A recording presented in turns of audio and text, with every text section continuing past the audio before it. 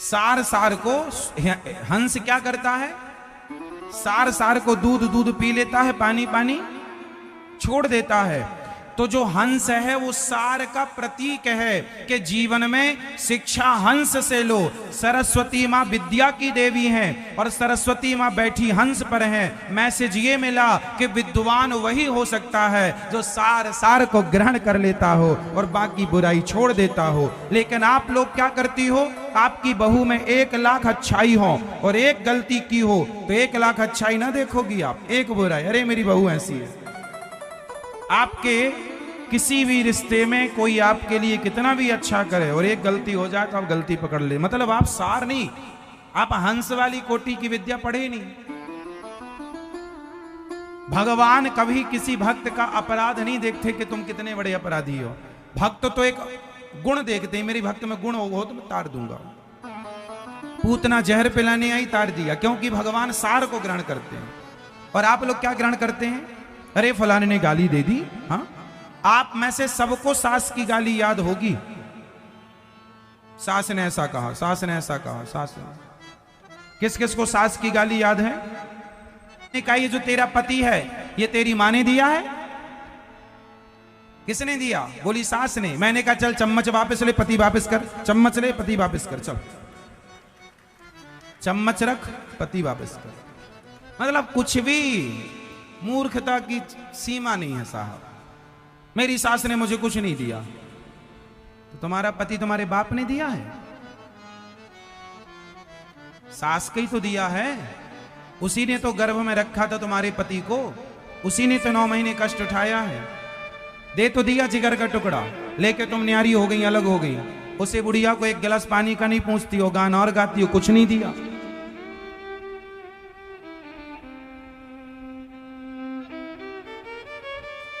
गैरों की कौन कहे साहब, अपने लोग आजकल अपने नहीं है। अपनों ने लूटा है हमें, गैरों में कहां दम था। मेरी कश्ती तो वहां डूबी जहां पानी कम था।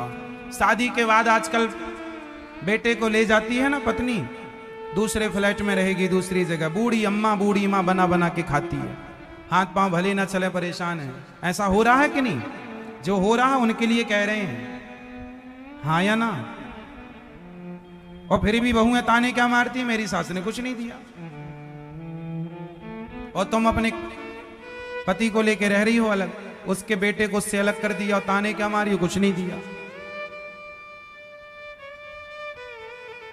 और क्या चाहिए, जान ले लो।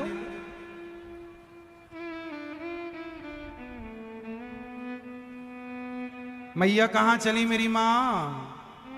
सास के पास।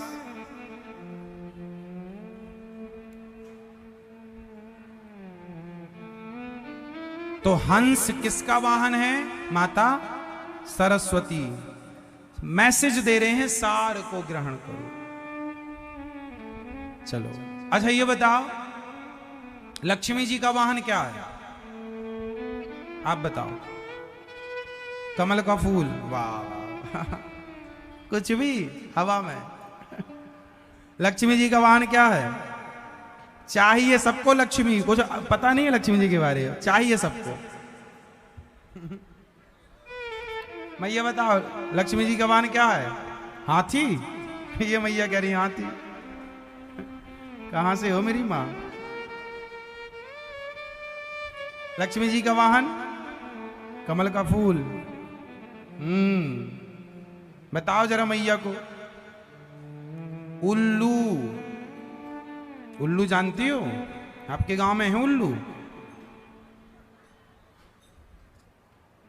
लक्ष्मी जी का वाहन। अब बताओ लक्ष्मी जी किसका प्रतीक है? सॉरी, उल्लू किसका प्रतीक है? लक्ष्मी जी उल्लू पर बैठी हैं, कोई मैसेज तो होगा आपके लिए, संदेश, पर आपने ग्रहण कभी नहीं किया। सबको लक्ष्मी जी चाहिए, मैसेज कुछ नहीं चाहिए। बताओ उल्लू किसका प्रतीक है? सिंपल, आदमी नहीं कहता उल्लू कहीं का, मूर्ख। तो उल्लू जो है मूर्खता का प्रतीक है, अज्ञान का प्रतीक है। किसका प्रतीक है? अज्ञानता का, मूर्खता का। तो लक्ष्मी जी उल्लू पर बैठी हैं। मैसेज ये है कि यदि अकेले अकेले लक्ष्मी जी को बुलाओगे तो उल्लू पर आएंगी। अच्छा, लक्ष्मी जब नारायण के साथ आती है ना तो उल्लू पर नहीं आती, फिर लक्ष्मी जी का वाहन बदल जाता है। फिर लक्ष्मी जी किस पर आती हैं? अब बताओ आप। नहीं, आप बताओ। नहीं, आप बताओ। कमल में। कमल से नहीं बढ़ोगी आगे, ये मैं ये बताओ। लक्ष्मी जी जब भगवान नारायण के संग आती हैं, अपने पति के साथ, किस पे आती हैं? भगवान नारायण का वाहन क्या है? गरुण जी। जब लक्ष्मी नारायण के संग आती हैं तो उल्लू पर नहीं आती, गरुण जी पर आती हैं। तो लक्ष्मी जी कहती हैं यदि मुझे अकेले बुलाओगे तो मैं, इसलिए अकेली लक्ष्मी कभी न स्वीकार नहीं करना चाहिए, हमेशा नारायण के साथ। और नारायण धर्म का प्रतीक है। बेईमानी की लक्ष्मी उल्लू पर आएगी और मूर्ख बनाकर निकल जाएगी, और ईमानदारी की लक्ष्मी नारायण के संग आएगी, क्योंकि ईमानदारी धर्म है और धर्म नारायण का। रामो विग्रहवान धर्म, तो राम धर्म है, नारायण धर्म है। तो जो धर्म से कमाई होती है वो कमाई अकेले नारायण नहीं, लक्ष्मी सहित नारायण आते हैं। वो धन बेईमानी के 1 लाख रुपए हो और मेहनत के 5 रुपए हो तो वो 5 रुपए 1 लाख पर भारी पड़ेंगे। तौल कर देख लेना। बेईमानी का 1 लाख, बोलो बेईमानी का, और ईमानदारी के 5 रुपए, 5 रुपए भारी पड़ेंगे बेईमानी के लाखों पर। बेईमानी का 56 भोग और ईमानदारी की सूखी नमक रोटी। कभी ईमानदारी की नमक रोटी खाना, जो स्वाद उस नमक में आएगा। और शासन करो का नारा अंग्रेज देते रहे। बताओ, 200 वर्ष तक लगभग राज्य किया अंग्रेजों ने, शासन किया। बोलो हाँ, बोलो हाँ या ना, किया ना। और अंग्रेजों के पहले मुगलों ने अलग। कब से आप गुलामी झेल रहे हैं? क्यों? क्योंकि आपको लड़ने की आदत है, आपस में लड़ जाते हैं। और दुर्गा मैया क्या मैसेज दे रही हैं? संगठित रहो, 8 हाथ को एक साथ रखो। मेरे 2 हाथ नहीं हैं, 2 हाथ तो कोई भी तोड़ के चला जाएगा, पर 8 हाथ होंगे तो क्या मजाल किसी की कोई इस तरफ देख ले। यदि हिंदू संगठित हो जाता तो अंग्रेजों की और मुगलों की ताकत नहीं थी कि वो भारत पर कब्जा करते। सोने की चिड़िया भारत देश को लूट कर ले गए। क्यों? क्योंकि तुम आपस में लड़ते रहे, और अभी भी तुम सुधरे नहीं हो। अभी भी लड़ाई भारत में आपस की चल ही रही है। ब्राह्मण की, क्षत्रिय की, वैश्य की, आपस में लड़ो। छुआछूत, ऊंच नीच, जातवाद का जहर अभी भी घुला है। सबको गले क्यों नहीं लगाते आप? सबसे भाईचारा क्यों नहीं रखते आप? क्यों आपस में भाई हिंदू, ब्राह्मण, क्षत्रिय, वैश्य, शूद्र आपस में तुम लड़ते हो? एक संगठित हो जाओ। आज हिंदुओं के गांव क्रिश्चियनों में कन्वर्ट कर दिया। क्यों? क्योंकि आप में एकता नहीं है, क्योंकि आपको कभी अपने धर्म के लिए कोई समय नहीं है। लाखों हिंदू कन्वर्ट होकर अन्य धर्मों में चले गए। क्यों? क्योंकि आपको छुआछूत करनी है। ऊंच नीच, तुम बहुत बड़े बनना चाहे, हम बड़े हैं, हमें मत छूना। हाँ, किसी के छू देने से तुम अशुद्ध हो जाते हो। इतनी गलत मानसिकता है तुम्हारी। दिन भर झूठ बोलते हो तब तुम अशुद्ध नहीं होते। किसी ने छू दिया तो तुम अपने आप को अशुद्ध मानते हो। अरे अशुद्ध वो व्यक्ति है जो झूठ बोलता हो। जिसके अंदर दया नहीं है वो अशुद्ध है, जिसके अंदर करुणा नहीं है वो अशुद्ध है, जिसके अंदर सत्य नहीं है वो अशुद्ध है, जिसके अंदर दया है, करुणा है, धर्म है, वो कोई भी हो। हमारे यहां रैदास जी हुए हैं। रैदास जी जाति के मोची थे, जूता सिलते थे। उनके पास एक चमड़े का, क्योंकि जूता सिलना मतलब उनके पास चमड़े का काम था, तो उनके पास चमड़े का एक पात्र था, उसमें पानी भर के रखते थे। चमड़ा धुलने वाला, मतलब चमड़े को धुलना पड़ता ना जूता बनाने के पहले। तो रैदास जी जूता बनाते थे तो चमड़ा धुलते थे। तो जिस पात्र में वो चमड़ा, उसे बोलते कठौता। फिर कहावत चालू हो गई कि मन चंगा तो कठौती में गंगा। तो उसे में चमड़े धुलने वाला पानी, एक राजा वहां से निकला। तो राजा ने बड़ा नाम सुना था रैदास जी का, तो उसी गंदे पानी को उठा करके उन्होंने दे दिया। संत थे, दे दिया। राजा को लगा, अरे राम राम, ये पानी नहीं पिया। और पीछे कोई श्रद्धावान भक्त था, उन्होंने पी लिया।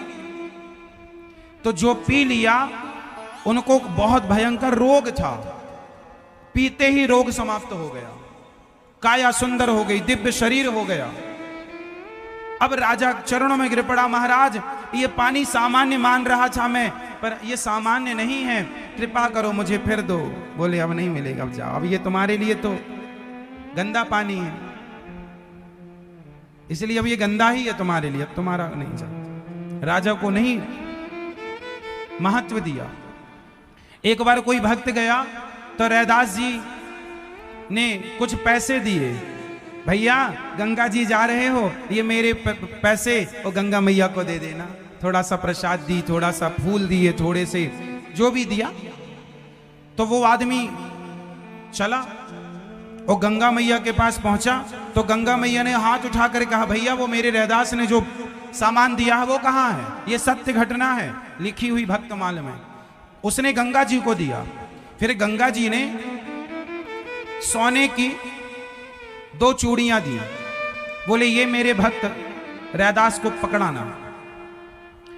अब जो आदमी गया था उसके मन में कपट आया कि गंगा मैया ने जो सोने की चूड़ियां दी वो बड़ी अच्छी थी। उसके मन में पाप आ गया, उसको लगा कि उसे थोड़ी पता कि गंगा मैया ने कुछ दिया है। तो उसने भैया बाजार में वो चूड़ियां बेच दी। और चूड़ी जब बेचा तो वो चूड़ी इतनी अनमोल थी क्योंकि गंगा मैया ने दिया है। अब वहां के राजा वहां का सुनार जो लिया, उसने कहा महाराज राजा साहब मैं रानी जी के लिए सुंदर चूड़ियां लेकर आया हूं। तो राजा ने दिखाया, वो सोनी ने, ये लो। अब रानी ने कहा 2 चूड़ियां तो एक हाथ में पहनूंगी, अब 2 और लाओ सोनी जी, ऐसी चूड़ियां तुम बनाओ। सुनार बोला मैं नहीं बना सकता, ये तो मुझे किसी ने बेची है। किसने बेची पता लगाओ। पकड़ा गया, क्यों रे ये चूड़ी तुझे किसने दी? बोली गंगा मैया ने दी। बोली गंगा मैया ने क्यों दी? बोले ये क्षमा करो, ये दी तो गई थी रैदास जी के लिए, पर मैंने रैदास जी को नहीं दी, मैं बेच दिया। अब रैदास जी को इन्होंने कह दिया कि गंगा मैया को मैंने दे दिया। रैदास जी को इन्होंने बताया ही नहीं कि आपके लिए भी उन्होंने कुछ दिया है, नहीं बताया। अब राजा ने ढिंडोरा पिटवाया, ये चूड़ी कहां से आई? बोले गंगा मैया ने दी। किसके कहने पर दी? बोले रैदास जी। अब राजा रैदास जी के पास गए, बोले तुम बहुत बड़े भक्त हो, मेरी पत्नी के लिए 2 चूड़ी और मंगवाओ गंगा मैया से। कोई सुनार बना नहीं सकता क्योंकि ये अलग प्रकार की डिजाइन है, अलग प्रकार का गंगा मैया का दिया प्रसाद है, तो वो संसार की वस्तुओं से कैसे मैच करता हो? कौन बना सकता था उन्हें? वो दिव्य चीजें थी। अब राजा बोला या तो तुम मंगवाओ वरना मैं तुम्हारी हत्या करूंगा। राजा बड़ा उद्दंड दुष्ट। अब रैदास जी बोले भैया मार दो और क्या करोगे, लेकिन मैं अपनी मैया को परेशान नहीं कर सकता। मैं कोई मांगने बैठा हूं, कोई व्यापारी हूं? वो तो मैया ने अपनी श्रद्धा से दे दी तो दे दी। लो इसको घिसना सोने लोहे पर सोना होगा, जो चाहे करो। मना कर दिया था प्रभु मुझे भजन करने दो, ये पैसा बुद्धि बिगाड़ देता, न चाहिए। अब भैया राजा जिद्दी, बोले फांसी पर लटकाएंगे आपको। अब रैदास जी की बात आ गई, कह दी तुम सच्चे भक्त हो तो बुलाओ गंगा मैया को, दें वो चूड़ियां। लो भैया। तब रैदास जी ने गंगा मैया को पुकारा, हे माँ ये मुझे मार दें इसका गम नहीं है, लेकिन आज ये मेरी भक्ति पर आंच आ गई कि आप भक्त हो या ऐसे ही हो। तब उसके जो कठौता था जिसमें गंदा पानी भरा रहता था, सबके देखते उसमें गंगा मैया का हाथ प्रकट हुआ और फिर वैसी की वैसी 2 चूड़ी लेकर के गंगा मैया आई। और लेकर आई तो सही, दर्शन सबने किया और फिर सबने दर्शन कर लिया और गंगा मैया का हाथ सबके देखते देखते अदृश्य अंतर्धान हो गया। राजा चरणों में गिर पड़ा और तब से कहावत चालू हो गई कि मन चंगा तो कठौती में। तो पहली बार कठौती में गंगा श्री रैदास जी ने प्रकट की थी। तो रैदास जी मोची थे, लेकिन बड़े बड़े संत उनके घर में कढ़ी चावल खाने आते थे उनकी पत्नी के हाथ का। भगवान स्वयं आते थे कढ़ी चावल खाने, उनके यहां लंगर चलता था। बाद में भगवान ने आदेश दिया, रैदास मेरी आज्ञा है कि तुम्हें मैं धन देता हूं, तुम उसका सदुपयोग करो। तो उनके जो शालिग्राम भगवान थे, तो वहां पर रोज उन्हें 8 स्वर्ण मुद्राएं मिला करती थी, भगवान दिया करते थे रैदास जी को, और कहा था कि इससे तुम समाज की सेवा करो। तो वो अखंड लंगर चलाते थे, भंडारा। जैसे गौरी गोपाल जी का भंडारा चलता है ना, आपको क्या लगता है ये सामान्य बातें हैं? हमारे ऋषि मुनि इस पद्धति को जीते रहे, ये कार्य करते रहे हैं। अन्य क्षेत्र संत लोग चलाते रहते थे जिसके पास सामर्थ्य थी, रैदास जी चलाते थे। और रैदास जी के यहां कोई आए सबको पेट भर और इतना सब था, और फिर भी वो कुटिया में जूता सिला करते थे, कर्म नहीं छोड़ा। अपना जूता सिलते, जो मिल जाए उसी से साधु सेवा करें। और जो 8 स्वर्ण मुद्राएं उन्हें रोज मिलती थी, अब 8 स्वर्ण मुद्राएं बहुत होती हैं, तो उससे जो भी उन्हें मिलता वो रोज बेचकर और उससे दाल चावल सब्जी रोटी खरीद कर और संतों को बंटवा। 1 रुपए बचाते नहीं थे, जो आए पूरा खाओ, आज खाओ कल फिर ठाकुर देगा। तो शालिग्राम उनके भगवान उन्हें रोज दिया करते थे। तो ये श्री रैदास जी जाति के मोची थे, लेकिन श्रेष्ठ थे। इसलिए जात पात के चक्कर में ना उलझो, इंसानियत के नाते सबको गले लगाओ, सबकी मदद करो, सबकी सेवा करो, सबका आदर करो, सबका सम्मान करो। ये दुर्गा जी मैसेज दे रही हैं, 8 हाथ और शेर की सवारी।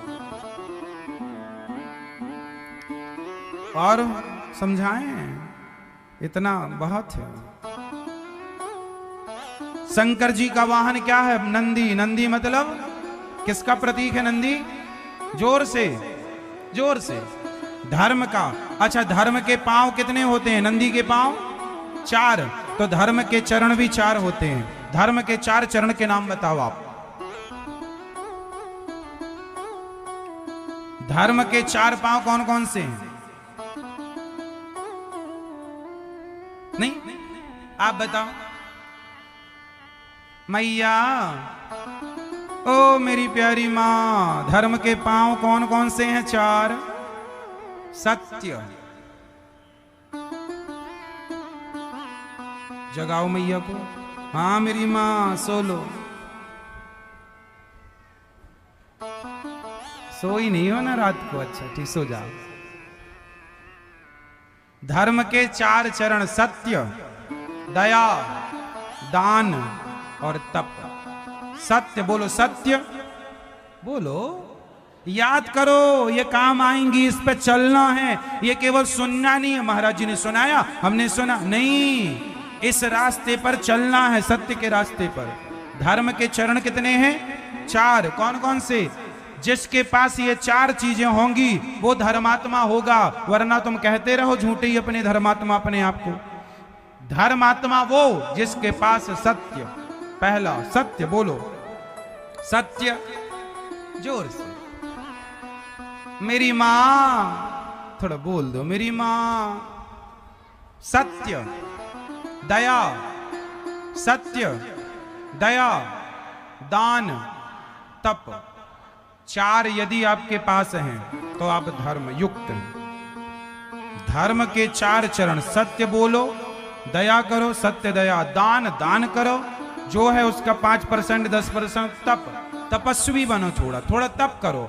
जो व्रत होते हैं अपने यहाँ वो तप के लिए होते हैं। जैसे आज भूखे हो आप, एकादशी को भूखे रहते हैं आप, ये भी एक तपस्या है। सत्य के राह पर ही चलना है, बेईमानी नहीं, ईमान नहीं बेचना। ये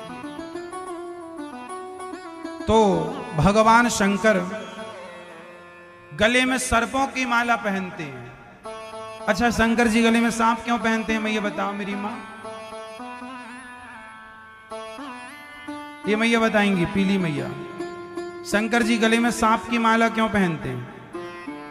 आप लोगों की तरह सोने की माला क्यों नहीं पहनते? क्या शंकर जी के पास सोने चांदी की कमी है? सांप है, सांप किसका प्रतीक है? सांप किसका प्रतीक है? काल। सांप किसका प्रतीक है? काल, मृत्यु। डस दे तो मृत्यु होगी, तो सांप मृत्यु का प्रतीक है और शंकर जी के गले में लटका है। मानो शंकर जी कहते हैं कि जिसके हृदय में भगवान होते हैं वो काल को अपने गले में लटका कर चलने की ताकत रखता है, इसलिए उनका नाम है कालों के काल महाकाल, इसलिए महाकालेश्वर भगवान है। काल का प्रतीक, वो काल लटका हुआ। शंकर जी भभूति रमाते हैं चिता की, क्यों?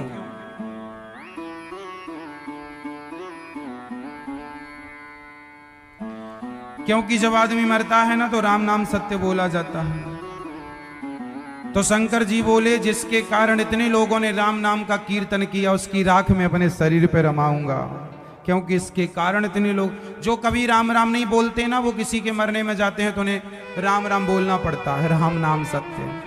तो शंकर जी को लगा चलो बोले तो सही, इसके कारण बोले इसलिए इसकी राख में रमाऊंगा। इसलिए सबके कारण है। शंकर जी के ऊपर गंगा क्यों है, चंद्रमा क्यों है, क्या प्रतीक, क्या मैसेज है? शंकर जी को केवल अभिषेक तो करना चाहिए, लेकिन सीखो, हर चीज से समझना है कारण। शंकर जी के ऊपर गंगा क्यों है? चलो बताओ, बहुत सरल है ये, बहुत कठिन ही विषय है। शंकर जी के ऊपर माथे पर गंगा है, क्यों? क्योंकि गंगा होती है ठंडी। गंगा पानी क्या है? गंगा जल ठंडा होता है, बोलो हाँ। गंगा जी होती हैं ठंडी और कहां बैठी हैं? सिर पर। मानो समाज के लिए मैसेज है कि आपको अपने दिमाग को सदा ठंडा रखना चाहिए। भगवान के सिर पर गंगा जी है, दिमाग को हमेशा कूल, जो आपको बार बार में गुस्सा आ जाता है बात बात पर, गंगा रखो। चांद, चांद भी ठंडा होता, शीतल, दिमाग को ठंडा। पांव गरम, पांव पांव हमेशा चलते रहें आपके, पांव गरम हो, वाणी नरम हो और दिमाग ठंडा हो। जीवन में हर युद्ध आप जीतेंगे यदि आपने इन तीन चीजों का पालन किया तो। हर लड़ाई आपके पक्ष में होगी। पांव गरम होने चाहिए, मतलब पांव से चलते रहो, बैठो मत, चलते रहोगे स्वस्थ रहोगे। हाँ या ना? पांव गरम, वाणी नरम, वाणी नरम और दिमाग ठंडा। याद कर लो। लेकिन आप लोगों का उल्टा है, पांव तो पड़े हैं ठंडे और दिमाग में हीटर जल रहा है, हीटर। 2 एसी लगी हैं महाराज, फिर भी गर्मी लग रही है, क्यों?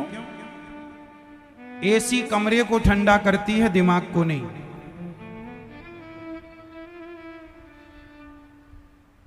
एसी कमरे को ठंडा करती है, दिमाग को नहीं। दिमाग को ठंडा कौन करता है?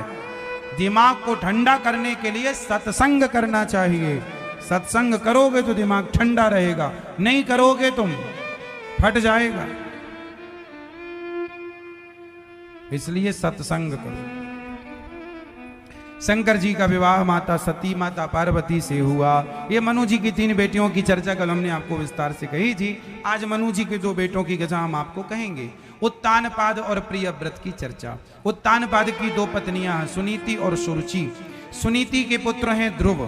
ध्रुव जी महाराज छोटे से थे, 5 साल की आयु है और 5 वर्ष की आयु में ये पिता की गोद में बैठने गए तो इनकी सौतेली मां ने हाथ पकड़ के नीचे गिराया। चल, तू इस गोद में नहीं बैठ सकता। इस गोद में बैठने का अधिकारी नहीं है। क्यों? देखो, हमारे यहां जितनी भी कथाएं हैं आपके लिए शिक्षा है। अब ध्रुव जी अपने पिता की गोद में, ध्रुव जी के पिता का नाम क्या था बताओ? आप बताओ, ध्रुव जी के पिता का नाम? मैया, ओ मेरी मां, ये चश्मा वाली मैया बताएंगी, लाल बालों वाली मैया नहीं। सुनो, बताओ ध्रुव जी के पिताजी का नाम क्या है?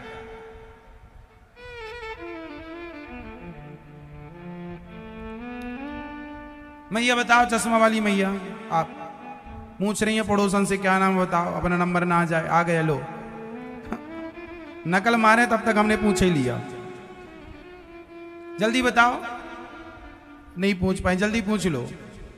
पीछे वाले भैया बताओ, ये दादाजी, आप ऐसे ऐसे हाथ फेर रहे हैं, ऐसे ऐसे। हाँ आप बताओ। काली सी मूछें हैं जरा सी, बताओ।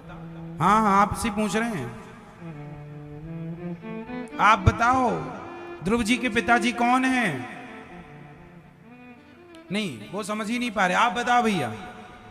ये भैया बताएंगे, कुर्ता वाले भैया बताओ, बैठे हो। लो मैया, ओ झोला वाली मैया कहां चली मेरी माँ? टाटा तो कर लो मेरी माँ। गुस्सा होके जा रही हो क्या? जल्दी आना। ये झोला में क्या था भर ली? पूरी पूरी पूरी कथा पैक कर ली, मैया जा रही है। अब हो गया आज का कोटा।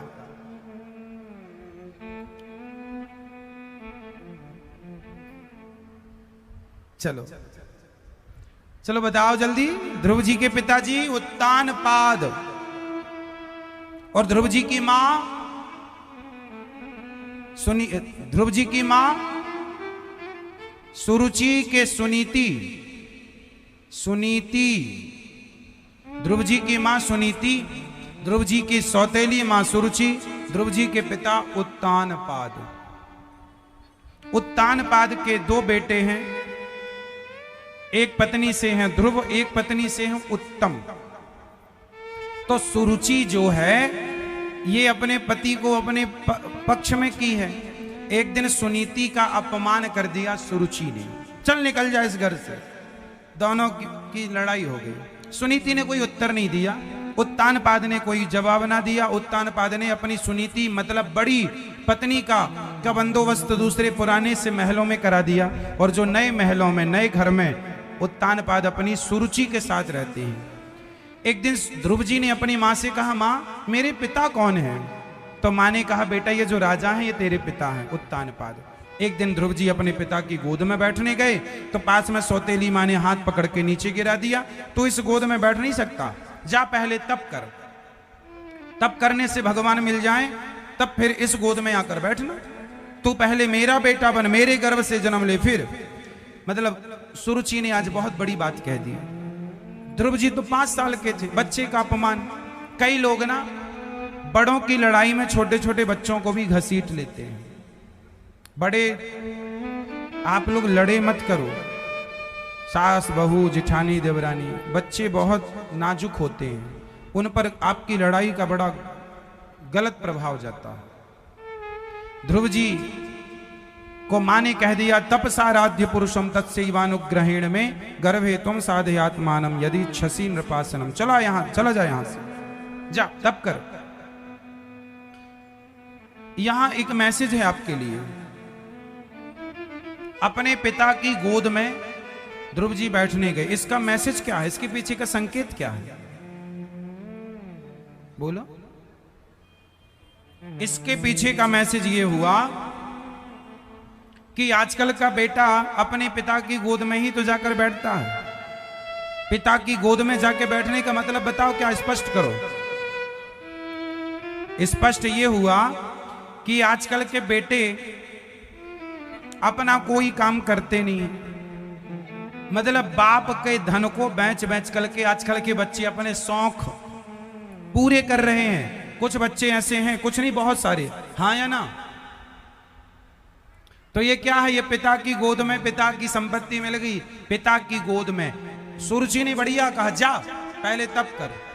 मतलब ये हुआ कि जाओ, पिता की गोद में ना बैठो, पिता की संपत्ति के पीछे ना पड़ो, आप अपनी संपत्ति, अपनी गद्दी, अपना सिंहासन खुद तैयार करो। पिता के सिंहासन पर बैठने की जरूरत नहीं, आप अपनी काबिलियत से अपना सिंहासन तैयार कीजिए।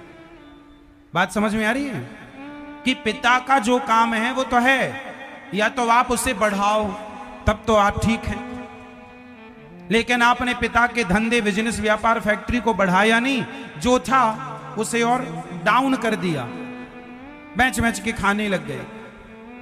नालायकी है ये कोई लायक बेटे के लक्षण तो हो नहीं सकते। पिता ने जहां तक तुम्हारा बिजनेस पहुंचाया काम, उससे आगे तुम्हें चलना है, तब बाप को खुशी होती है कि बेटा सफल है। सही है। कोई आदमी ये नहीं चाहता कि मेरी संपत्ति बेचकर बेटे अपने शौक पूरे करें। ना, बेचो मत, बनाओ, संपत्ति बनाओ, प्रॉपर्टी बनाओ, बेचो मत। हां, यदि जरूरत है बेचने की तो उसका फिर बेटों को बहुत सारी संपत्ति, प्रॉपर्टी देके जाते हैं। वो माँ बाप अपने बच्चों को सर्कस का शेर बनाते हैं। आप में से कितने माँ बाप ऐसे हैं जो चाहते हैं कि मेरा बेटा सर्कस का शेर बने? चाहते हैं आप? और कितने माँ बाप ऐसे हैं जो चाहते हैं कि जंगल का शेर बने बेटा? उठाओ हाथ। कौन सा शेर बनाओगे? जंगल का, सर्कस का ना बना देना।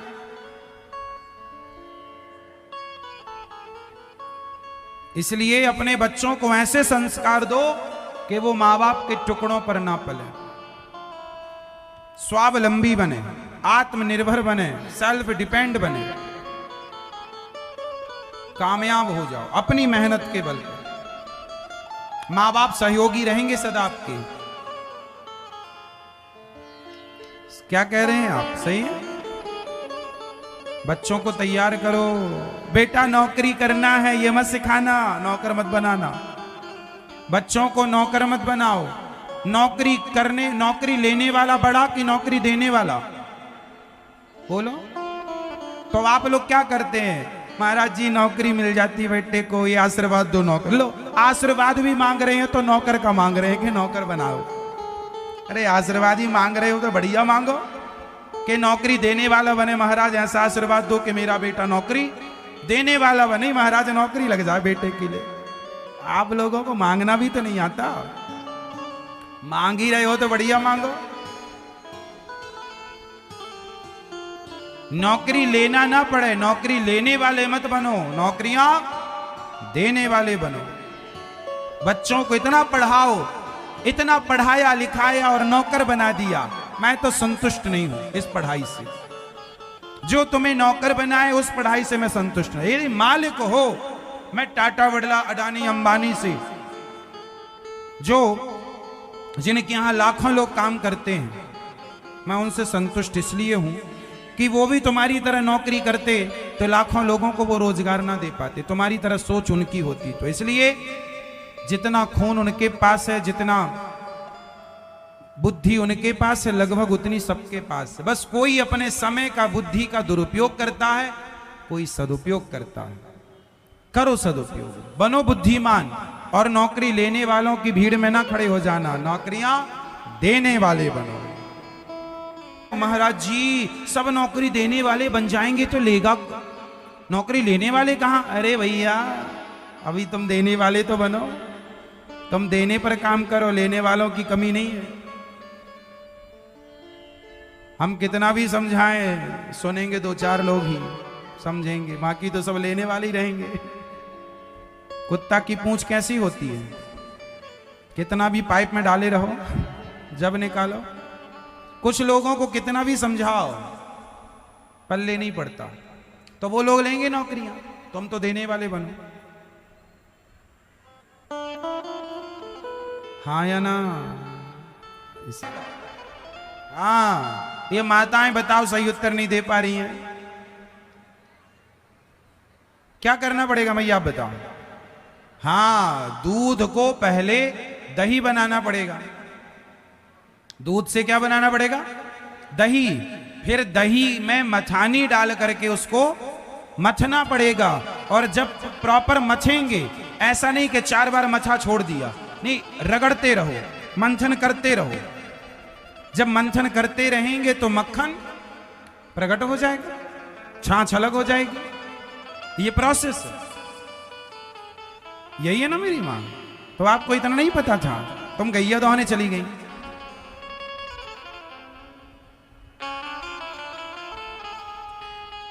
तो अर्थ ये है कि जैसे दूध में मक्खन तो है, पर मक्खन तक पहुंचने का एक प्रोसेस है, उसी तरह सृष्टि में भगवान तो हैं, पर भगवान तक पहुंचने का भी एक प्रोसेस है कि पहले आप दूध का दही बनाओ, दही में मथानी डालो, मथानी में रस्सी बांधो, रस्सी को पकड़ के मंथन करो। उसी तरह कि इस संसार में आप पहले अपने आप को भक्ति की राह में लाओ, प्रेम की मथानी हो, भावनाओं की रस्सी हो, और उन भावनाओं की रस्सी से, प्रेम की मथानी से जब आप मथेंगे तो परमात्मा रूपी दर्शन देने के लिए मक्खन रूपी परमात्मा प्रकट हो जाएंगे।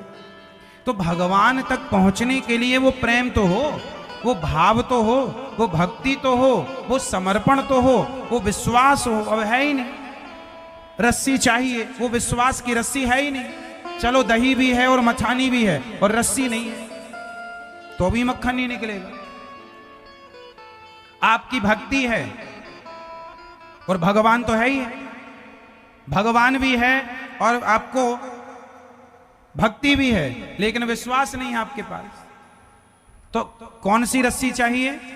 भगवान तो कण कण में है ही है, दही की तरह, लेकिन उसमें आपकी भक्ति की मथानी चाहिए और विश्वास की रस्सी चाहिए। वो विश्वास है ही नहीं, तो क्या होगा?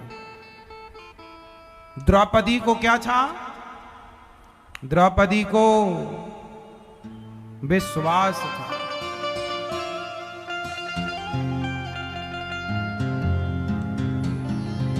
हाँ,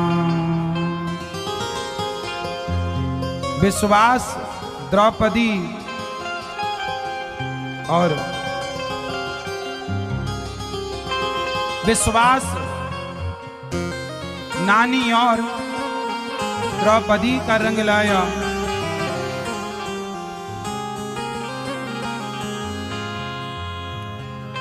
पूरा है भरोसा।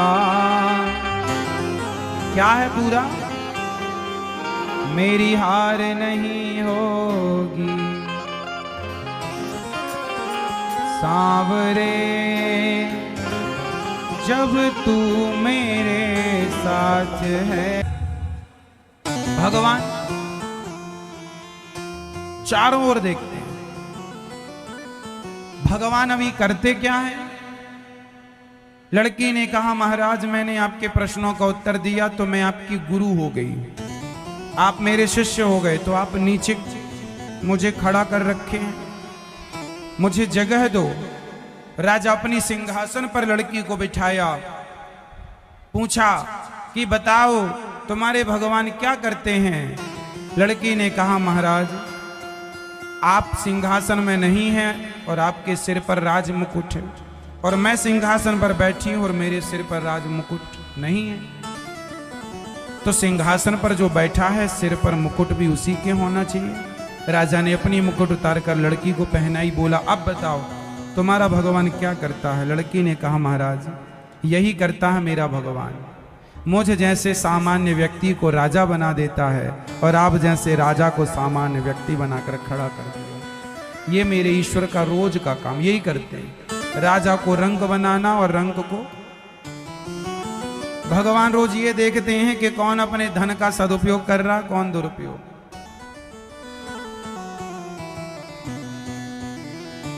कौन सही कर रहा है, कौन गलत, गलत को गलत, सही को सही।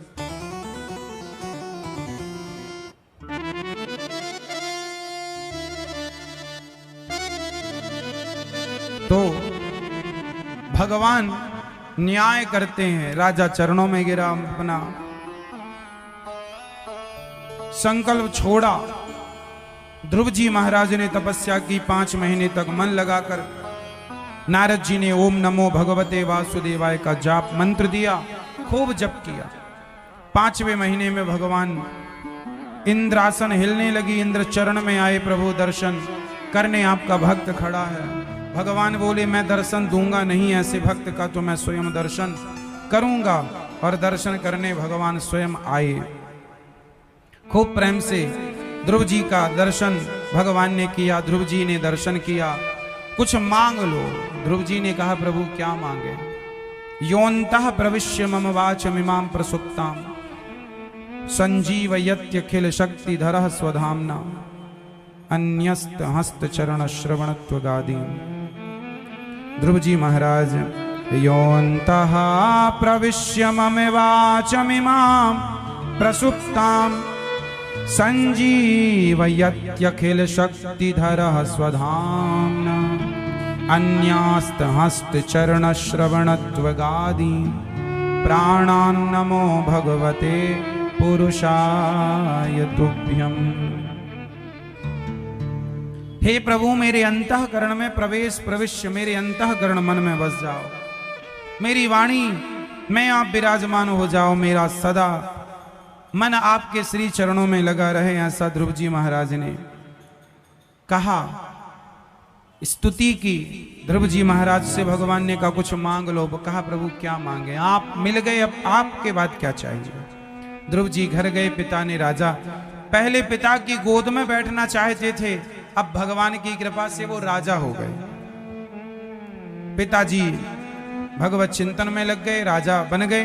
ध्रुव जी का विवाह हुआ एला के संग और भ्रमी के संग। 2 विवाह हुए ध्रुव जी के। कल्प और वत्सर और उत्कल 3 पुत्र हुए। बड़े अच्छे से ध्रुव जी राज्य गद्दी में बैठकर प्रजा का पालन करते हैं, मां की सेवा करते हैं। एक दिन उनके भाई को मार दिया यक्षों ने, तो ध्रुव जी ने सेना तैयार की, यक्षों पर हमला किया। मनु जी ने समझाया कि बेटा तुम भक्त हो, तुम्हारे लिए मार काट शोभा नहीं देती, रोके। तब कुबेर जी बड़े प्रसन्न हुए कि आप बड़ों का सम्मान करते हैं, मैं भक्ति का वरदान दूंगा। समय पूरा 36,000 वर्षों का राज्य पूरा करके ध्रुव जी जब गए तो मृत्यु के सिर पर पांव रख करके गए, मां को साथ लेकर गए। ऐसे ध्रुव जी महाराज को प्रणाम करते हैं। प्राचीन बरही और पुरंजनोपाख्यान की चर्चा है। मनु जी महाराज के दूसरे बेटे का नाम है प्रियव्रत। उत्तानपाद की चर्चा आपने सुनी। प्रियव्रत जी का विवाह विश्वकर्मा की पुत्री वरहिष्मती से हुआ। इन्हीं के वंश में आगे चल के भगवान ऋषभ देव जी हुए, जिनके 100 पुत्र हुए। सबसे बड़े का नाम भरत जी हुआ। और भरत जी जिन्होंने मरते समय एक मृग में मन लगाया तो उन्हें मृग बन के आना पड़ा। भरत जी की कथा सुनी है। भरत जी नाम के एक राजा थे, उन्होंने सब छोड़ा, गंडकी नदी के तट पर भजन कर रहे थे। मरते समय उनका मन एक मृग, उन्होंने एक मृग पाल लिया। पानी में बह रहा था तो बचाया, बचाना बुरा नहीं था, मोह कर लिया। और जब मृत्यु आई तो मृग, मेरे मृग का क्या होगा, ये सोचते सोचते मर गए। यमराज जी ने कहा कि आप मृग का चिंतन करते आए हैं, इसलिए आपको मृग की योनि में जाना पड़ेगा। मैया, इसलिए हम आपसे कहते हैं कि मरते समय सब जगह से मन हटा लेना और भगवान में मन लगाना। यदि आपका भी मन मृग में लग गया तो आप भी मृगी बनोगी। कुत्तों में मन, आजकल लोग कुत्ता बहुत पालते हैं, मेरा डॉगी मेरा डॉगी। तुम भी किसी की डॉगी बनोगी, फिर डॉगन बन जाओगी। तो कुत्ता वुत्ता तो नहीं बनना आप लोगों को। सेवा सबकी करो, सबके पास रहो, पर मन सबसे हटाओ और गोविंद में, मन भगवान में लगाओ, क्योंकि पूरा खेल मन का है। मन के हारे हार है, मन के जीते मन ही मिलावत राम से, मन ही करत फजीत। मन की गति है अटपटी, झटपट लखे न कोय, मन की जब खटपट मिटे तो झटपट दर्शन। भरत जी का मन मृग में लगने से क्या बनना पड़ा? मृग बनना पड़ा। तो आप लोगों का भी मन कहां लगा है? मैया आप लोग जब जाओगी तो किस में मन लगाए लगाए जाओगी? किस में मन लगाए जाओगी आप लोग? सही संसार में तो ना लगेगा मेरा बेटा, मेरी बहू, मेरा पोता, ऐसे करते ना मन मरना, वरना फिर तुम किसी की पोती बन के आ जाओगी, यही जन्म मृत्यु के चक्कर में पड़ी रहोगी। इसलिए कहते हैं इतना तो करना स्वामी, जब प्राण तन से निकले, गोविंद नाम लेकर मेरे प्राण तन से निकले। उस वक्त जल्दी आना, नहीं श्याम भूल जाना, मुरली मधुर बजाना, जब प्राण तन से निकले। पीतांबरी कसी हो, होठों में कुछ हंसी हो, छवि मन में ये बसी हो, जब प्राण तन से निकले। इतना तो करना स्वामी। भगवान में मन ऐसे लगा रहे कि मन फिर ना हटे। भरत जी को मृग बनना पड़ा। यमराज जी ने कहा कि आप मृग का चिंतन करते आए, इसलिए मृग बनकर जाना पड़ेगा। भरत जी ने मृग का शरीर पाया, फिर शरीर छोड़ा। तीसरे जन्म में उन्हें फिर एक अवसर मिला, मनुष्य का शरीर मिला, और अब की बार वो गंवाना नहीं चाहते, किसी से बातचीत नहीं करते, इसलिए नाम पड़ गया जड़ भरत। एक सिंधु सौवीर देश के राजा रहुगण को उन्होंने दिव्य ज्ञान दिया। राजा रहुगण पालकी पर चढ़कर जा रहे थे, भरत जी ने उन्हें दिव्य ज्ञान दिया। उन्होंने जब कहा कि तू मेरी पालकी उठा, पर भरत जी छलांग लगा के चलने लगे। कहा कि तू जानता नहीं मैं कौन हूं, दुबला पतला है क्या? भरत जी बोले थोड़ा ज्ञान देना पड़ेगा। मोटा होना पतला होना शरीर का धर्म है, आत्मा मोटी पतली नहीं होती। और हम सब शरीर नहीं, हम सब आत्मा, हम सब ईश्वर के। आप ईश्वर के क्या हैं? आप सब, हम सब ईश्वर के अंश हैं। हम उन्हीं की शक्ति हैं, उन्हीं के द्वारा संचालित हो रहे हैं। एक्चुअली हम सब भगवान के रोबोट हैं, जिन सबका पावर ईश्वर के पास। वो जैसे नचाते हैं हम लोग नाचते हैं। फिर आप लोग कहेंगे कि महाराज फिर जो हम गलत काम करते हैं वो भी क्या भगवान कराते? नहीं,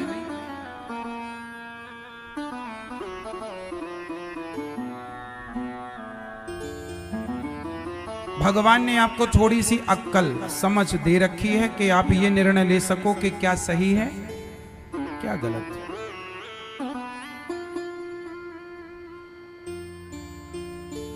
ये भगवान ने आपको स्वतंत्र किया है, इसलिए छोटे मोटे निर्णय खुद लो, उसमें दोषी भगवान नहीं होगा, आप होंगे, क्योंकि निर्णय आपका था।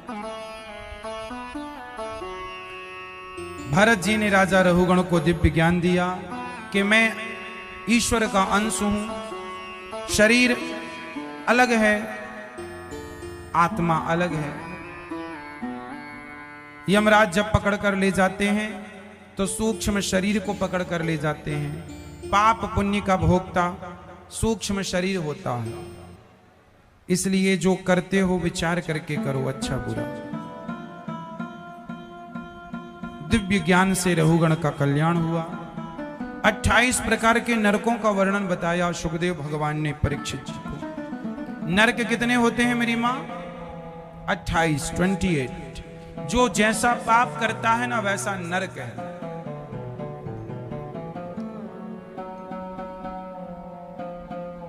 आपने ज्यादा पाप किया है तो रौरव नरक जाएंगे, और बड़ा पाप किया महारौरव नरक, और बड़ा पाप सुकर्मक, और बड़ा पाप अंधकूप, ऐसे नरकों के नाम हैं। जो स्त्री पराये पुरुष से संबंध रखती है अपने पति के होते हुए चोरी चोरी चुपके चुपके, और जो पुरुष अपनी पत्नी के होते हुए पराई औरत से संबंध रखता है, ऐसा व्यक्ति रौरव नरक में जाता है।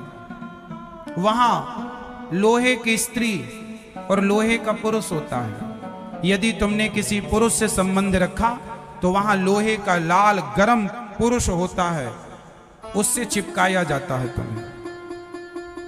और पुरुषों को लोहे की स्त्री होती है वहां पर लाल गरम, उससे चिपकाया जाता है। और यमदूत कोड़ों की बरसात करते हैं, तुम्हारे पूरे शरीर की चमड़ी को नोचते हैं, सूक्ष्म शरीर को बड़ा कष्ट देते हैं। चिल्लाते हो आप, चीखते हो, अब नहीं करेंगे गलत काम, जो किया है पहले उसका तो भोग, अब नहीं करेगा तो मत करना, पर अभी तो भोग। आप ये मत सोचा करो कि हम गलत कर रहे हैं, हमें कोई देख नहीं रहा है। जिस ईश्वर ने इतना बड़ा संसार बनाया है, वो तुम्हारे पाप पुण्य का हिसाब किताब करने के लिए उन्होंने पहले ही सॉफ्टवेयर बना रखे थे। सब रिकॉर्ड हो रहा है ईश्वर के सॉफ्टवेयर में। किसी को कौड़ी कम नहीं देता, किसी को दमड़ी ज्यादा, समझदार तो चुप रह जाता, मूर्ख शोर मचाता, मेरे मालिक की दुकान में सब लोगों का खाता। सब हिसाब सालों पहले किस समय कितने बज के कितने मिनट में आपने क्या किया। जो व्यक्ति झूठ बोलता है सूकर मुख नाम के नरक में जाता है। सूकर मुख नरक क्या है? सूकर क्या खाता है? सुअर मलमूत्र खाता है। वहां पर मलमूत्र का बहुत बड़ा एरिया, गड्ढा मलमूत्र ही भरा पड़ा। जो व्यक्ति झूठ बोलता है उसे उस गड्ढे में डाल दिया जाता है। जैसे सुअर मलमूत्र खाता है, सुअर कौन बनता है? जो आदमी झूठ बोलता है, शराब पीता है, मांस खाता है, ये सब सुअर की योनि में जाते हैं। जिस वाणी में भगवान का नाम होना चाहिए, सत्य, उससे गलत बोला तो फिर जाओ मलमूत्र खाओ, सुअर बनो। सूकर मुख नाम का नरक है, वहां पे यही मलमूत्र भरा पड़ा है, उसमें डुबाया जा, वहीं रहो, वहीं खाओ, वहीं पियो। ये बड़ा नरक है 28 प्रकार का। इसलिए मैया झूठ ऊठ बोल के ना ज्यादा धन्ना सेठ बनने की कोशिश ना किया करो। धन्ना सेठ तो हो जाओगे लेकिन सुअर बनना पड़ेगा।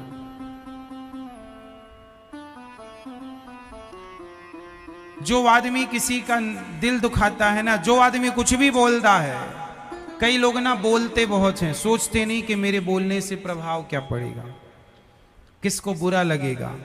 जो आदमी कुछ भी बोलता है, अपने पत्नी को, अपने पति को, अपने बड़ों को विचार नहीं करता, सबका दिल दुखाता है वाणी से, ऐसा आदमी गूंगा होता है। भगवान बोले तेरे से बोलने ही नहीं आ, दिया तो था वाणी, कुछ भी बोलता, गूंगा। असी पत्र बन, ऐसे नरक में जाकर के वह नरक में जाता है। कुंभी पाक नरक है। जो मांस वांस खाते हैं कुंभी पाक नरक में भी जाते हैं। जो किसी की हत्या करते हैं, बच्चों की हत्या, गर्भ में किसी का मर्डर, वो अंध तामिश्र नरक में जाते हैं। वहां पर बड़े बड़े पेड़ हैं जिनमें कांटे नहीं, चाकुओं की तरह नुकीले नुकीले बड़े बड़े कांटे, नीचे कांटे ऊपर कांटे, वहां दौड़ाया जाता है, तुम्हें चुभते हैं, बड़ा दर्द, पूरा शरीर लहू लुहान।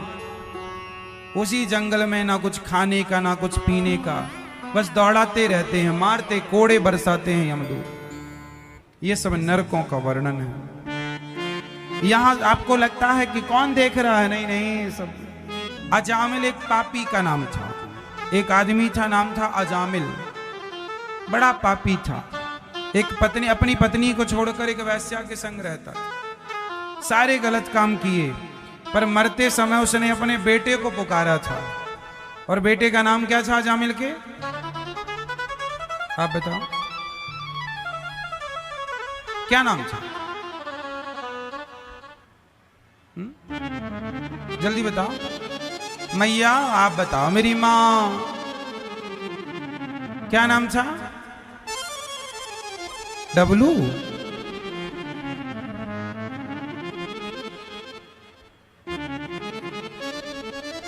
क्या नाम बता रही हो मैया?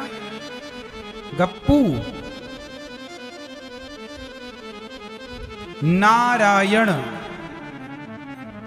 बुलाया बेटे को, बेटा नारायण दूरे क्रीडन का सक्तम पुत्रम नारायणावयम प्लावितेन स्वरेणोच्चैराजुहाव जितेंद्रिय। अजामिल ने जब बेटे नारायण को बुलाया तो बेटे ने तो नहीं सुना, परम पिता परमात्मा ने सुन लिया। मेरा भक्त याद कर रहा, जाओ नाम कलयुग केवल नाम आधारा, सुमरी सुमरी नर उतरहि पारा। कलयुग में नाम बड़ा है, इसलिए हमने कल आपसे क्या कहा था कि नाम जप करो। क्या नाम करो? खूब नाम जपो भगवान का, खूब। जो नाम जप कीर्तन करेगा, पति पत्नी बेटा बेटी सब बैठो कीर्तन करो, श्रीमन नारायण श्रीमन नारायण, खूब नाम जपो। नाम जप से ही पाप कटेंगे। अजामिल का उद्धार हुआ। 88 साल की उम्र में पुकारा, पार्षदों ने आकर यमदूतों को वहां से विदा किया। यमदूतों और पार्षदों का संवाद हुआ, नरक जाने का अधिकारी कौन, समझाया, बातचीत हुई वहां पर। और नरक कौन जाता है? जिसने कभी भगवान का नाम ना जपा हो, कथा ना सुनी हो, दान ना किया, पुण्य ना किया, कीर्तन भजन ना किया, वो सब नरक जाते हैं। पार्षदों ने कहा इसने मरते समय नाम लिया। यमदूतों ने कहा कोई सारी जिंदगी पाप करे और मरते समय भगवान का नाम ले तो क्या उसका उद्धार हो जाएगा? बोले हाँ, पर ऐसे होता कम है कि आप सारी जिंदगी पाप करें तो आखिरी समय भगवान का नाम निकलेगा ही नहीं मुंह से पहली बार, और निकल गया तो उद्धार हो जाएगा। इसलिए सारी जिंदगी नाम जपने का अभ्यास बनाओ, तब आखिरी में निकलेगा। और जो सारी जिंदगी नाम जपता है और आखिरी में भूल जाता है तो भगवान उसे याद कर लेते हैं, उसकी कभी दुर्गति नहीं होती। इसलिए जामिल 10-12 साल की उम्र और प्राप्त किया, उसने खूब नाम जप किया और उसकी मुक्ति हुई। एक बार इंद्र ने अपने गुरु का अपमान किया, विश्वरूप को इमरजेंसी गुरु बनाया, चले गए गुरुजी नाराज होके। विश्वरूप से यज्ञ कराया, देवताओं को राक्षसों को आहुति दे दी, सिर काट दिया, इंद्र को ब्रह्म हत्या लगी, 4 में बांटे। फिर महर्षि त्वष्टा ऋषि ने यज्ञ किया, वृत्तासुर प्रकट होके आए और इंद्र के हाथों वृत्तासुर की मुक्ति हुई। उन्होंने स्तुति की, अहम हरे तब पादई कमूला दासानुदासो भवितास्मि भूय। हे प्रभु, मैं आपकी भक्ति नहीं तो आपके भक्तों की भक्ति करता रहूं, ऐसा वरदान दो। भगवान इस धरती पर तब तब आए जब जब हानि हुई धर्म की। यदा देवेषु वेदेषु गौसु विप्रेषु साधुषु धर्मे मयि च विद्वेषः सवा आशु विनश्यति। जब जब होय धर्म की हानि, बाढ़हि असुर अधम अभिमानी, तब तब धरी प्रभु विविध शरीरा। भगवान का अवतार कब होता है? भगवान का अवतार तब होता है जब भगवान देखते हैं कि धर्म की हानि हुई। एक हिरण्यकश्यपु नाम के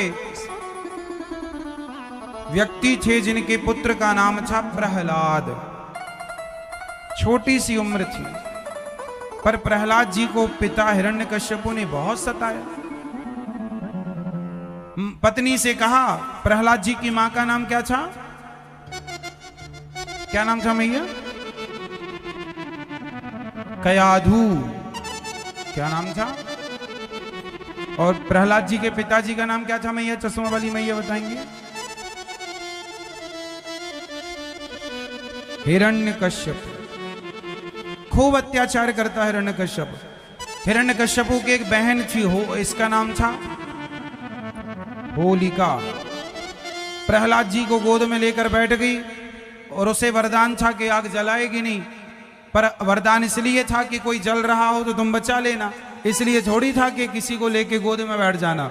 होलिका जल गई, प्रहलाद जी का बाल भी बांका नहीं। जो भगवान के आश्रित होता है, जो भगवान के भरोसे होता है, उसका कोई कुछ बिगाड़ नहीं सकता, उसका कभी कोई कुछ बिगाड़ नहीं सकता। श्री प्रहलाद जी महाराज बच गए, पहाड़ से फेंका, जहर दिया, कुछ भी नहीं। हिरण्यकश्यपु ने पढ़ने के लिए भेजा, पढ़कर आए, मैया सो गई क्या? पढ़कर आए तो पिता ने पूछा, बेटा क्या पढ़े हो? तो नवधा भक्ति सुनाई। श्रवणम कीर्तनम विष्णोः स्मरणम पाद सेवनम अर्चनम वंदनम दास्यम सख्यम आत्म निवेदनम। भक्ति कितने प्रकार की होती है मेरी माँ? मैया, ओ प्यारी मैया, भक्ति कितने प्रकार की होती है? 12। मैया बताएंगी कितने प्रकार की होती है भक्ति? 12? 2 मैया आप बताओ।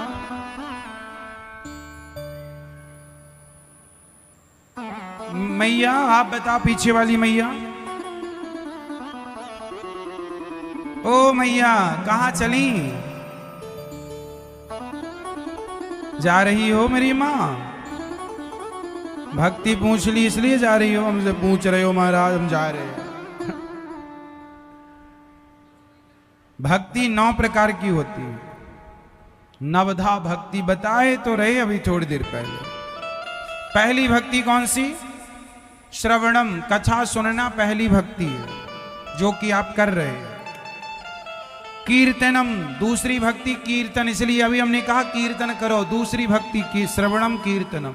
स्मरणम, भगवान का स्मरण करते रहो, काम करते रहो और मन भगवान में लगाए रहो। हे नाथ मैं आपको कभी भूलूं नहीं, भगवान का स्मरण बना रहे। स्मरण जानते हो?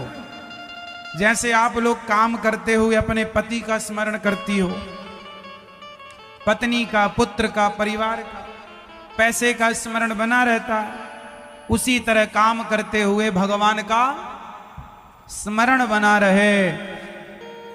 यही भक्ति है स्मरणम। तीसरी भक्ति कौन सी? श्रवणम कीर्तनम स्मरणम पाद सेवनम। पाद सेवनम मतलब चरण सेवा। मां बाप के चरण दबाना, सेवा करना, कौन सी भक्ति है? चौथी भक्ति। मैया तीसरी भक्ति क्या थी? अभी हमने क्या बताया? तीसरी भक्ति आपसे पूछ रहे हैं। तीसरी भक्ति में क्या बताया अभी हमने? है? बताओ मैया, दोनों मिलके बताओ। चलो थोड़ी देर में ध्यान पता नहीं कहां चला जाता है।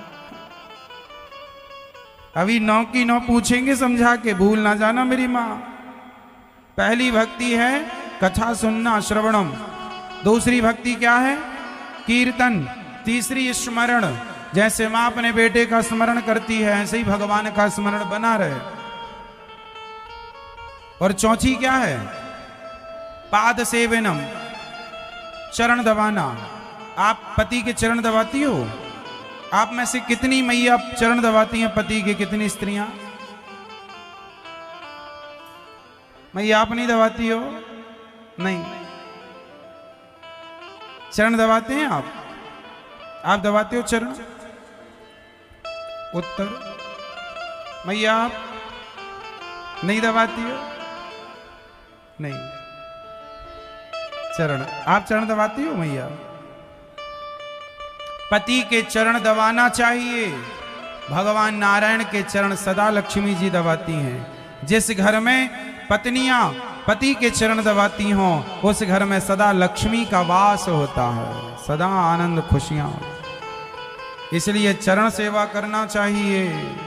धन धान्य की बड़ी वृद्धि होती है चरण सेवा। माँ बाप के चरण सेवा करो, माँ बाप के चरण दबाओ, गुरुजनों की चरण सेवा करो। चरण सेवा। चौथी भक्ति क्या है? सेवा। भोजन सेवा, सहयोग सेवा, सेवा चौथी भक्ति है। इसलिए ये दास अनिरुद्ध सेवा करता है वृद्ध माओं की, अन्न क्षेत्र की, यहाँ साधु संतों को अन्नदान की सेवा। जो बन जाए करो, सेवा करना चाहिए। पांचवी भक्ति श्रवणम कीर्तनम स्मरणम पाद सेवनम अर्चनम। तुलसी तोड़ा करो और तुलसी भगवान को चढ़ाया करो कम से कम 11 रोज। ये कहते हुए श्रीमन्नारायण चरणौ शरणम प्रपद्ये श्रीमते नारायणाय नमः। एक चढ़ाए, फिर दूसरी, फिर कहो हे श्रीमन्नारायण मैं आपको कभी भूलूं नहीं। मंत्र याद कर लो, सरल है। श्रीमन्नारायण बोलो, श्रीमन्नारायण चरणौ शरणम प्रपद्ये श्रीमते नारायणाय नमः। ऐसे कह के हे प्रभु मैं आपके चरणों में अपने आप को समर्पित करती हूं, करता हूं, स्वीकार कीजिए हमें। ऐसे भगवान को ना आवे तो केवल श्रीमन नारायण कह के चढ़ाओ, या श्री कृष्ण कह के चढ़ाओ, या श्री सीताराम कह के चढ़ाओ। अर्चन, अर्चन ये श्रवणम कीर्तनम स्मरणम पाद सेवनम अर्चनम वंदनम। भगवान की वंदना। हाथ जोड़ो। कैसे वंदना करते हैं भगवान की? हाथ जोड़ के बस हो गई वंदना। कुछ कहो। क्या कहते हैं आप लोग भगवान से रोज? हे भगवान बेटे की नौकरी लग जाए, है ना? सास बहुत परेशान करती है, जल्दी मर जाए, है? ऐसे ये स्तुति। फिर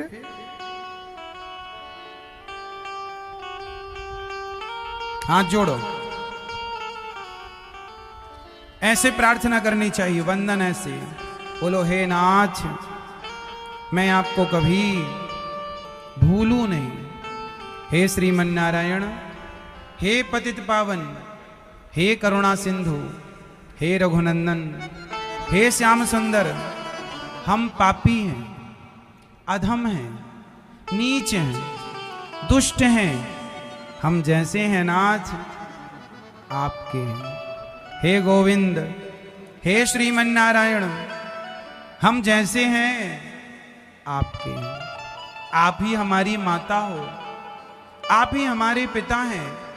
हे नाथ आपके सिवा हमारा कोई नहीं है। हे प्रभु मैं आपको कभी भूलूं नहीं। ऐसी वंदना करो। हे नाथ मैं आपको कभी वंदनम श्रवणम कीर्तनम स्मरणम पादसेवनम अर्चनम वंदनम दास्यम। सदा भगवान से कहो प्रभु हम आपके दास हैं, और अपने आप को ना दास ही मान के रखो। ये ना कहो कि मैं ये हूं, नहीं, दास अनिरुद्ध। भगवान ने दास को जो सेवा दी है कर रहा है दास। अपने आप को ये भाव बना के रखो कि मैं प्रभु का दासी हूं, दास, दास भाव। श्रवणम कीर्तनम स्मरणम पाद सेवनम अर्चनम वंदनम दास्यम सख्य। मैं भगवान का हूं, भगवान मेरे हैं, ये भावना 8वीं भक्ति है। और आत्म समर्पण कर देना 9वीं भक्ति है। समर्पण। भगवान के चरणों में क्या करना है? क्या करना मेरी मां? तुम्हें सौंपती हूं अमानत तुम्हारी, कृपा की न होती जो आदत तुम्हारी। भगवान को पुष्प नहीं, जल नहीं, कुछ नहीं, नारियल मेवा मिष्ठान नहीं चढ़ाना है, तो आज भगवान को अपने आप को चढ़ाइए। हे प्रभु आज हम अपने आप को आपके चरणों में समर्पित करने आए हैं। तुम्हें सौंपता हूँ अमानत। प्रहलाद जी मित्रों को उपदेश कर रहे हैं। पिता ने परेशान किया, पढ़ने गए, मित्रों से कह रहे हैं बेटा छोटी सी उम्र में भगवान का भजन करना, बुढ़ापे का इंतजार ना करना। कौमार आचरित प्राज्ञो धर्मान भागवतानिहा। भगवान की भक्ति लड़कपन में, बुढ़ापे का इंतजार नहीं। एक दिन हिरण्यकश्यपु आ गए, प्रहलाद जी कीर्तन कर रहे हैं, चल बोल कहाँ है तेरा भगवान। प्रहलाद जी ने कहा पिताजी कहाँ नहीं है, क्या इस खंबे पर है। हाँ, जो खंबे पर प्रहार किया, खंबा तोड़कर नरसिंह भगवान प्रकट हो गए। बोलिए नरसिंह भगवान की जय। उठाकर हिरण्यकश्यप को गोद में लिटाया। कौन हो, मैं मृत्यु हूं तेरी। भगवान से हिरण्यकश्यप बोला मैं नहीं मरूंगा, मैं ब्रह्मा के बनाए किसी इंसान से नहीं मरूंगा। भगवान बोले ब्रह्मा मुझे नहीं बनाता, मैं ब्रह्मा को बनाता हूं, अब मरेगा। बोले ना अस्त्र से ना शस्त्र से। भगवान बोले ना खून से मारेंगे। बोले 12 महीने में किसी महीने नहीं मरूं। बोले पुरुषोत्तम महीना में मरेगा, ये पुरुषोत्तम। हिरण्यकश्यप की छाती विदीर्ण कर दी और गले में माला पहन ली हाथों की। भगवान ने हिरण्यकश्यप का उद्धार किया। प्रहलाद जी आए, बड़ी स्तुति की, प्यार किया भगवान ने। ब्रह्मा दया सुरगणा मुनयोत सिद्धा सत्वैकतान मतयो वचसाम प्रवाहै। हे प्रभु मैं आपकी स्तुति क्या करूं, आप तो भगवान हैं। भगवान ने कहा बेटा प्रहलाद कुछ मांग लो। प्रहलाद जी ने कहा प्रभु मैं कभी आपसे कुछ ना मांगूं, ये वरदान दो। मेरे अंदर कभी कुछ मांगने की भावना ना हो जागे। अर्थात प्रहलाद जी ने क्या मांगा भगवान से, निष्कामता। प्रभु मैं निष्काम हो जाऊं। क्या मांगा। भक्त 2 प्रकार के होते हैं, एक सकाम, निष्काम। जिनके अंदर कोई कामना होती है वो सकाम है, जिनके अंदर कोई कामना वो कोई कामना नहीं। तो भक्ति कैसी हो, निष्काम। प्रहलाद जी पर कृपा करके भगवान अंतर्धान हो गए। तो प्रहलाद जी के लिए एक बार भगवान नरसिंह बनकर आए, एक बार हाथी के लिए भगवान हरि का अवतार रहे। एक बार हाथी का पांव मगर ने पकड़ लिया। हाथी का पांव किसने पकड़ लिया, किसने, मगर ने। आप लोगों के पांव को भी मगर ने पकड़ लिया है। महाराज जी हम कक्षा में आते मगर, क्या बताएं। महाराज जी हम वृंदावन जरूर आते मगर, हम भी कथा सुन लेते मगर कभी पांव पकड़ रखा। तो मगर ने हाथी का पांव पकड़ा, हाथी ने स्तुति की, भगवान हरि अवतार लेकर हाथी की भगवान ने रक्षा की और हाथी पर कृपा की। हाथी ग्राह को मारा भगवान ने और हाथी, ये सब पिछले जन्म के श्राप के कारण राजा लोग थे, आज सबका उद्धार भगवान ने। बड़ी मीरा बन रही है, सुनना पड़ेंगे ताने। ये जहर है लेकिन करते रहो अच्छे कार्य को, आखिरी में अमृत भी निकलेगा। ये तो शुरुआत, समझ आ रही है बात। कोई भी कार्य करने में पहले क्या निकलता है, जहर। पहले क्या निकलता है, आखिरी में अमृत। तो जहर निकला तो किसने पिया समुद्र मंथन का, किसने पिया था, भगवान शंकर ने सारा जहर पी लिया।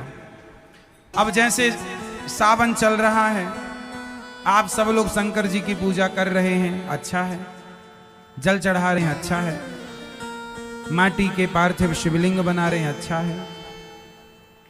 कभी आपने सोचा कि शिव जी से सीखना क्या है। शंकर जी जहर पी गए तो आप लोग भी थोड़ा सा जहर पीना स्टार्ट करो। कौन सा जहर, समाज में अपमान का जहर। कौन सा जहर, अपमान। आपको अपमान हो जाता ना कई बार, आप कहते हैं आपने हमारा अपमान किया, ये अपमान जहर है। सम्मान यदि मिलता है